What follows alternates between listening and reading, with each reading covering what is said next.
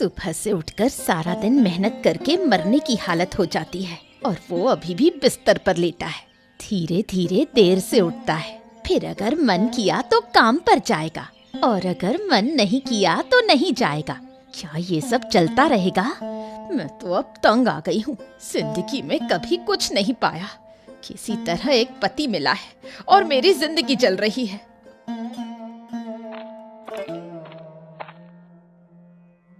ओ, सो रहे हो क्या? क्या तुम पूरा दिन इसी तरह सोते रहोगे? हाँ हाँ, क्या क्या हो गया? क्या बात है? क्या क्या हुआ बीवी? अरे क्या चोर डाकू आ गए थे क्या, जो तुम इतनी जोर जोर से चिल्ला रही हो? हैं? मैं चिल्लाऊं नहीं तो क्या करूं? सुबह का ध्यान था तुम्हें, बस एक ही खेत में लेटे रहते हो। अब जाओ और उस खेत में काम करो।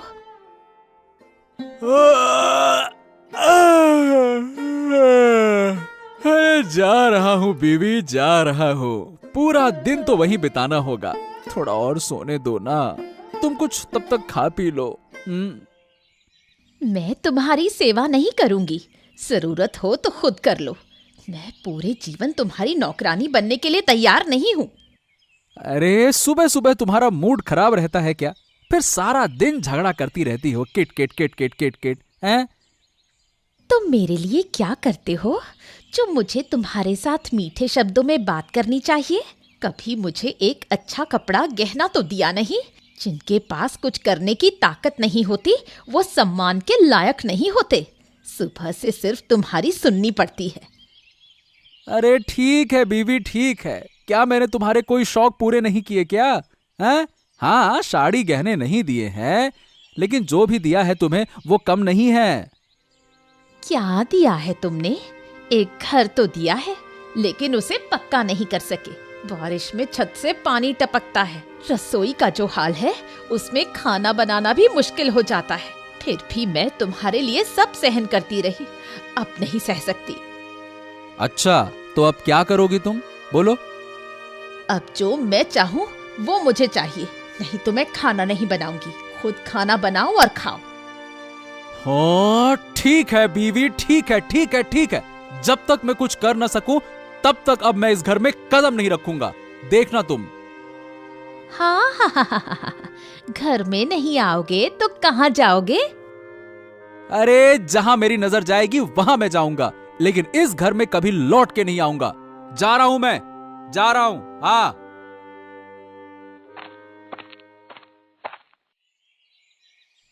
अरे बीवी, अरे सुनो तो। ये खाओ, अब मुझे अंदर जाना होगा। सुनो, जल्दी खाना दे दो।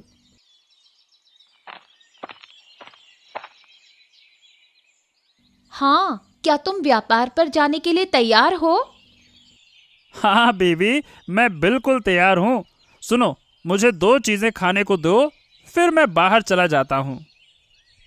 ठीक है, तुम बैठो, मैं खाना लाती हूँ।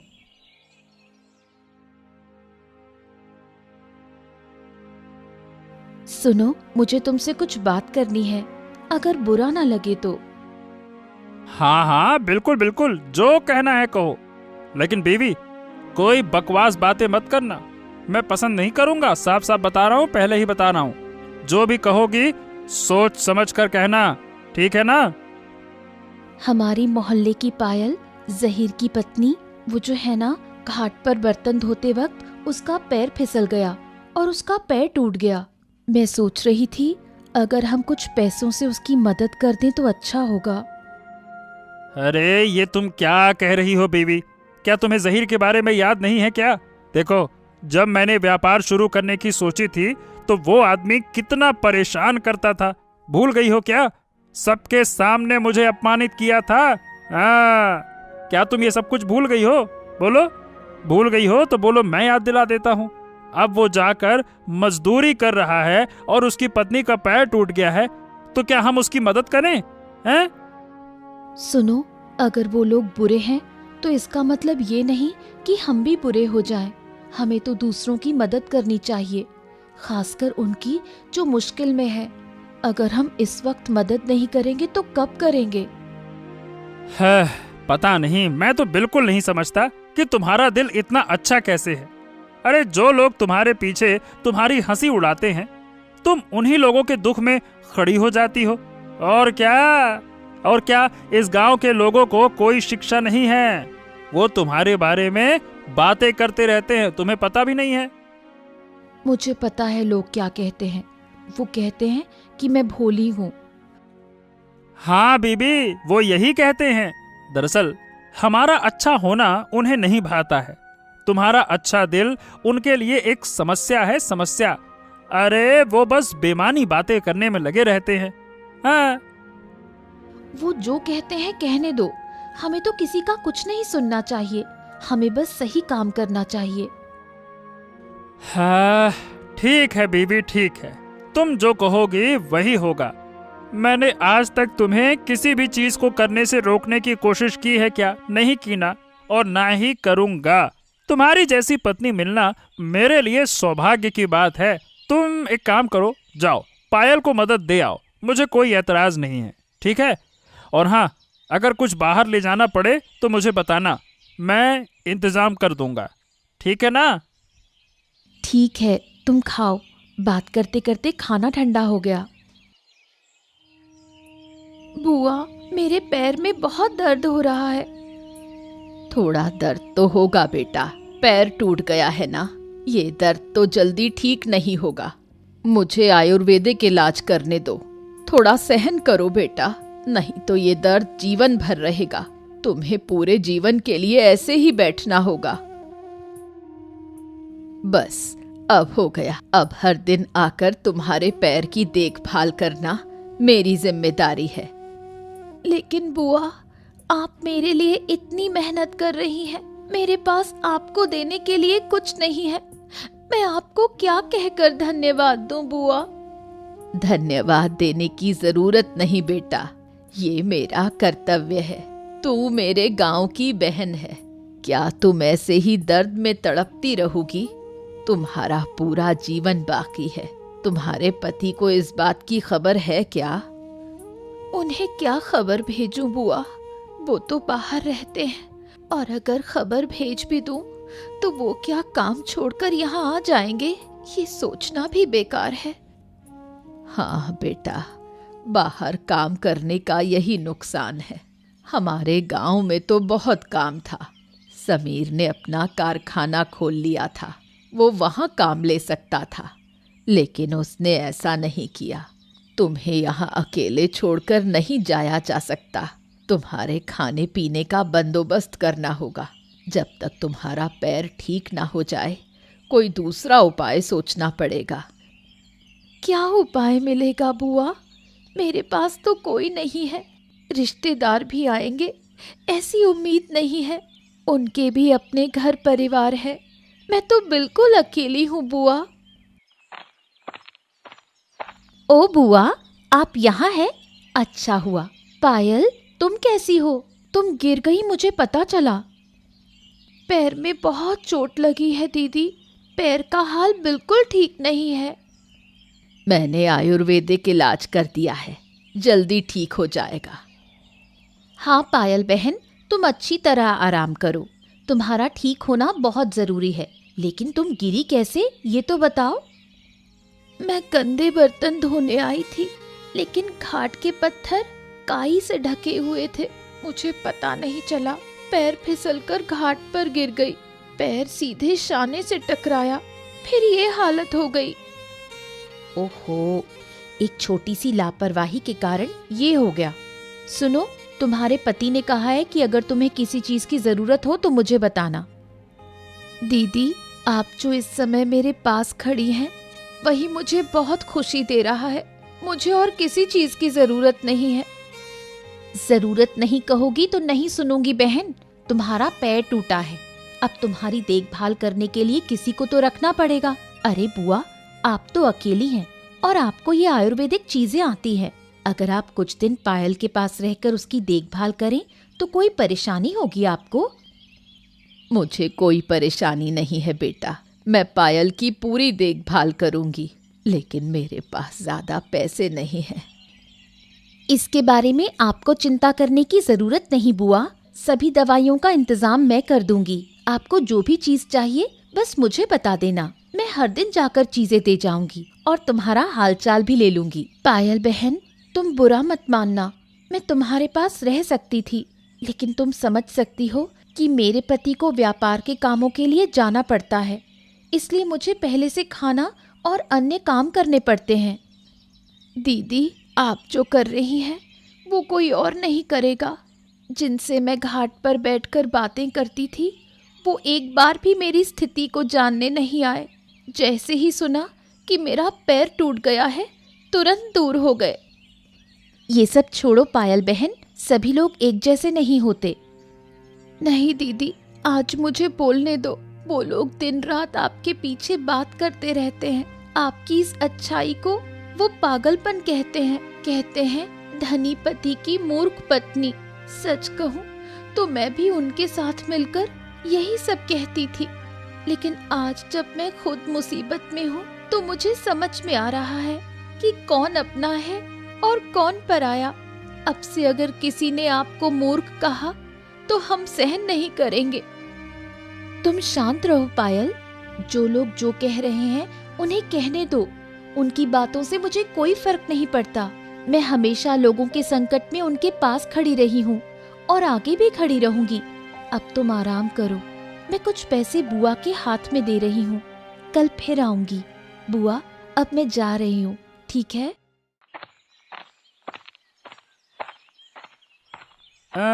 ये आप कौन है भाई? आपको तो मैंने इस गांव में पहले कभी नहीं देखा। कहाँ रहे हैं? मैं कहीं नहीं जा रहा दादा। घर में पत्नी की झंझट से मैं घर छोड़कर चला आया हूँ। मेरा घर पास के गांव में है। क्या पत्नी से इतनी लड़ाई हुई कि आप घर छोड़कर निकल आए? क्या बात कर रहे हो? ये क्या मामला है भाई? अरे क्या बताऊं दादा, मेरी पत्नी बहुत लालची है। हमेशा कुछ न कुछ मांगती रहती है और मुझे व्यस्त कर देती है। मुझ में अपनी हैसियत के अनुसार उसे चीजें देने की शक्ति नहीं है, तो वो मुझे दिन रात ताने देती है, कोसती है, ऐसा वैसा, ये वो ये ऐसा वैसा। इसीलिए मैं गुस्से में घर छोड़कर चला आया। अच्छा, लेकिन घर छोड़कर जाना ये तो कोई उपाय नहीं हुआ। ये बताओ, आप काम क्या करते हो? मेरे पास एक छोटा सा खेत है, वहीं खेती करके अपना घर चलाता हूँ। मुझे माफ करना दादा, अब इस जमाने में सिर्फ एक खेत की खेती करके घर चलाना बहुत मुश्किल है। देखो, अब समय बदल चुका है, मांग बढ़ चुकी है। अगर आप समय के साथ नहीं चलेंगे तो घर में अशांति तो जरूर आएगी। इसमें पत्नी का कोई दोष नहीं है। तो आप कहना क्या चाहते हैं दादा, कि क्या सारा दोष मेरा है? मैं ऐसा नहीं कह रहा, लेकिन देखो, मुझे लगता है कि आपके खेत के साथ साथ आपको कोई व्यापार या नौकरी करनी चाहिए, नहीं तो आप हमेशा गरीब रहेंगे और ये बहुत बुरा होगा। तो अब मुझे क्या करना चाहिए दादा? आप ही मुझे कोई रास्ता बताइए। ठीक है, रास्ता बता रहा हूँ, लेकिन यहाँ नहीं, आपको कुछ खाने को नहीं मिला। चलिए हमारे घर चलकर खाना खाइए, वहां बातें करते हैं। चलिए। खबर सुनी है, पायल गिरकर पैर तोड़ चुकी है। क्या तुम एक बार हाल पूछने नहीं जाओगी? तुम तो पागल हो गई हो क्या रत्ना? इस समय कोई जाकर हालचाल पूछता है क्या? 2-4 दिन बाद चलेंगे, तब जाकर थोड़ी बातें करेंगे, पर अभी इस वक्त जाना बिल्कुल ठीक नहीं है। सही कहा, अगर अभी गए तो हमारे लिए भी मुश्किल हो जाएगी। वो हमसे कुछ ना कुछ मांगने लगेगी, पैसे की मदद, कुछ और। नहीं, हम ऐसा नहीं कर सकते। सुना है नीलिमा आज पायल से मिलने गई थी। वो तो अमीर घर की मूर्ख बहू है, वो जैसा करेगी वैसा करना। चली जाए मिलने, फिर देखेगी कि असलियत क्या है। वैसे वो बड़े लोग हैं, इस वक्त तो उन्हें किसी को पैसे से मदद करने में कोई परेशानी नहीं होनी चाहिए। लेकिन फिर भी पायल से मिलने जाना इस समय मूर्खता ही लगेगी। क्या करें, वो तो गरीब है। ऐसे लोगों को हमेशा कुछ न कुछ चाहिए ही होता है। सही कहा तुमने। मेरे पति ने तो मुझे मना कर दिया है पायल के घर जाने से, और अगर गई भी तो गरीबों जैसा दिखाकर 2 शब्द सहानुभूति के बोलकर जल्दी से वापस आ जाएंगे। जब हम दोनों जाएं तो साथ में जाएंगे। अच्छा, अब चलो पानी ले चलते हैं, खाना बनाने का वक्त हो गया है। हाँ, तो घर वाली, ये बताओ कि पायल कैसी है? उसके पैर की हालत क्या वाकई बहुत खराब है क्या? बहुत बुरा तो नहीं कहा जा सकता, फिर भी ठीक भी नहीं है। हमारी बुजुर्ग महिला गई थी, पायल का आयुर्वेदिक इलाज किया है। मैंने उनसे अनुरोध किया कि जब तक पायल ठीक नहीं हो जाती वो वहीं रहे, और मैंने ये भी कहा कि हर दिन पायल को जो भी सामान चाहिए, खाना पीना सब मैं भेज दूंगी। हाँ, तुमने सही किया घर वाली। इस समय लड़की के पास अगर माँ खड़ी हो तो उसका जीवन बर्बाद हो ही जाएगा। दादा, एक बात कहूं, आपके जैसे इतने अच्छे सोच वाले पति पत्नी मैंने कभी नहीं देखे। आप हमेशा दूसरों की मदद करने के लिए खड़े रहते हैं। सच में हम आपके साथ जुड़कर बहुत खुश हैं। फिर भी लोग कहते हैं कि मेरी पत्नी मूर्ख है, मूर्ख। देखो, मुश्किल वक्त में किसी के पास जाना नहीं चाहिए, नहीं तो लोग आपको मूर्ख कहेंगे। क्या कहेंगे? मूर्ख। अरे दादा, लोगों की बातों से क्या फर्क पड़ता है। घर वाली का दिल बहुत अच्छा है, इसी वजह से आप इतने सफल हैं। हाँ। अरे सिर्फ मेरी नहीं, तुम थोड़े ध्यान से सोचो तो तुम्हारी घरवाली भी तुम्हारी तरक्की ही तो चाहती है। और क्या चाहती है बताओ? दादा, मुझे तो लगता नहीं है। वो हमेशा मुझे ताने ही देती रहती है, ये नहीं वो नहीं, ऐसा नहीं। अरे भाई, तुम अपनी सोच बदलो, फिर देखोगे दुनिया के सारे लोग तुम्हें अच्छे लगने लगेंगे। तुम्हारी घरवाली तुम्हें ताने नहीं देती है, वो चाहती है कि तुम भी तरक्की करो। सभी लोग अच्छा जीवन ही तो चाहते हैं, और क्या चाहते हैं, और इसके लिए करनी पड़ती है मेहनत। पर दादा, मैंने आपको तो पहले ही बताया था, मेरे पास वो एक छोटा सा जमीन का टुकड़ा है, उसी से मैं क्या इतना खुशहाल जीवन जी सकता हूं? बताइए भला। इसीलिए तो कह रहा हूं, तुम मेरे मिल के काम में लग जाओ। महीने के आखिरी में अच्छा वेतन मिलेगा। देखना, धीरे धीरे तुम्हारा जीवन भी सुधरेगा, घर वाली की सारी इच्छाएं भी पूरी कर सकोगे, और खुद भी तरक्की कर सकोगे। लेकिन दादा, क्या मैं कर पाऊंगा? अरे बिल्कुल कर पाओगे। सब कर रहे हैं तो तुम भी कर सकते हो। बस थोड़ा सा धैर्य रखना होगा और सही दिशा में काम करना होगा। घर में शांति रखो, घर वाली की बात सुनो। अगर कभी लगे कि वो कुछ ज्यादा कह रही है तो समझाओ और समझो। बेवजह लड़ाई झगड़ा बढ़ाने से सबका मानसिक तनाव बढ़ता है, समझे? हाँ, ये बात तो सही कह रहे हो दादा। आपके साथ रहकर मेरी तो पूरी सोच ही बदल गई। मैं तो हमेशा अपनी घरवाली को लालची समझता था। लेकिन अब समझ पा रहा हूँ कि वो मेरे भले के लिए ही ऐसा करती है। सच कहूँ, अगर वो लालची होती तो मेरे साथ नहीं रहती, लेकिन चाहे वो कितना भी कष्ट झेले, वो हमेशा मेरे साथ रही है। हाँ दादा, जो आपके दादा ने कहा वही करो। तुम भी अपने दादा की मिल में काम ढूंढो। किसी को ये मत बताओ कि तुम्हारे दादा ने तुम्हारी मदद की। बस चुपचाप अपने काम में लग जाओ। देखना, तुम्हारा घर बहुत खुशहाल होगा, और कभी कभी घर वालों को कुछ उपहार देना अच्छा रहेगा। गिन्नी, तुम ये बात मुझसे कह रही हो? इसका मतलब तुम खुद भी उपहार चाहती हो, क्यों?